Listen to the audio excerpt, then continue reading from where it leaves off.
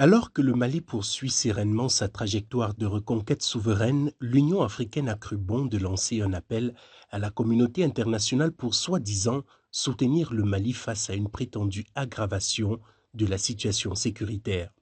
Un communiqué qui a immédiatement suscité la surprise et l'indignation à Bamako, d'autant que selon nos sources, le gouvernement malien n'a jamais été associé ni consulté pour sa rédaction. Et c'est là toute l'aberration du moment. Comment une institution africaine peut-elle se permettre de parler au nom d'un État souverain sans même le consulter? Comment une institution censée défendre les États africains peut-elle se permettre une telle ingérence? En réalité, si l'Union africaine veut vraiment aider le Mali, comme elle le prétend, elle devrait d'abord demander ce qu'elle a réellement fait pour le Mali en dehors de suspendre les États de l'AES de ces instances.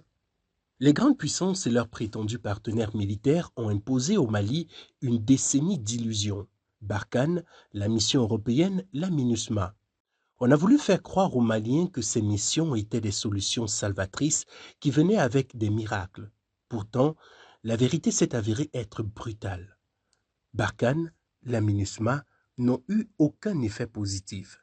Lorsque les Français arrivaient au Mali, les groupes terroristes occupaient moins de 20% du territoire cantonné au nord.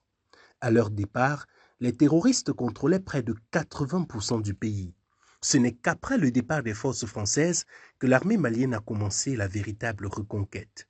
Et les faits sont têtus, l'occupation étrangère a aggravé la crise au lieu de la résoudre. Et pourtant, l'Union africaine choisit ce moment précis où le Mali rétablit son autorité et sa souveraineté pour appeler le monde à la rescousse, comme pour replonger le Mali dans ce cycle vicieux des présences militaires étrangères. Une incohérence volontaire, opportuniste, presque suspecte. La réalité, c'est que le Mali n'est plus isolé. Il avance avec l'Alliance des États du Sahel aux côtés du Niger et du Burkina Faso. Les trois armées coopèrent, progressent et engrangent des victoires concrètes que 10 ans de présence internationale n'ont jamais permis d'obtenir. En moins de 4 ans, l'AES a brisé les capacités offensives des groupes terroristes, repris des territoires, rouvert des axes stratégiques. En effet, il n'est plus possible aujourd'hui pour le JNIM d'engager un combat frontal avec l'armée malienne.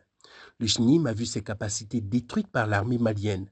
Dès lors, il essaie de s'en prendre à des cibles molles, notamment les commerçants qui ravitaillent la capitale.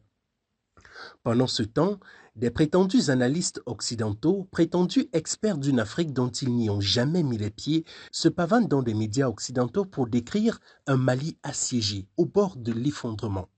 Une fiction totale qui est davantage le fruit de leur fantasme